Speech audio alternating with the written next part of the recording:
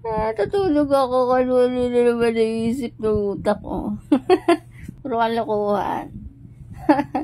Mamaya ako liligo. Anong oras na ba?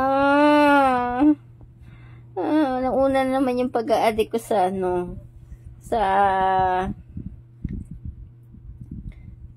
sa FB, sa TikTok, yan, kung saan-saan. Shoutout sa lahat ng mga friends ko dyan na mga kukulit na nagko-comment sa aking FB page, sa aking mga bagong upload. Keep it up, guys, and thank you. Ayun na po, tol. Keep it up and thank you. Keep it up. Keep it up and thank you. Stay safe and healthy, everyone. Siyempre, Naku, thank you, Ama. Ang ganda ng aking pakaramdam today. Ang dami ko nagawa. Nung umaga, nakapag-exercise ako, nakapagsayaw ako ang dami ko nasayaw. Ulit-ulit, take ng take. Alam mo naman, hanggat hindi maganda yung sayaw mo, ulit-ulit ka.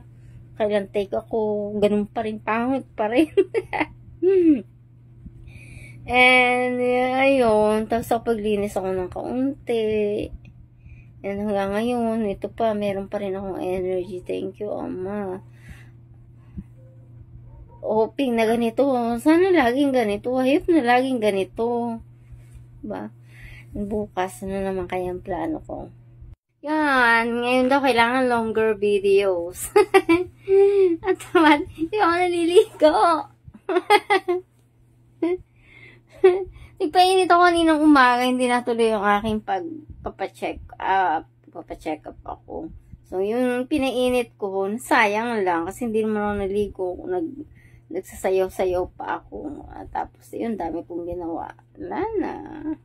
Maglilinis na lang ulit tayo. Ako, naligo naman ako. Hindi naman, sumisabing bawal hindi naliligo. Pwede yun. Wala naman ako katabi. Ang daming palusot. Yun lang. Bye-bye.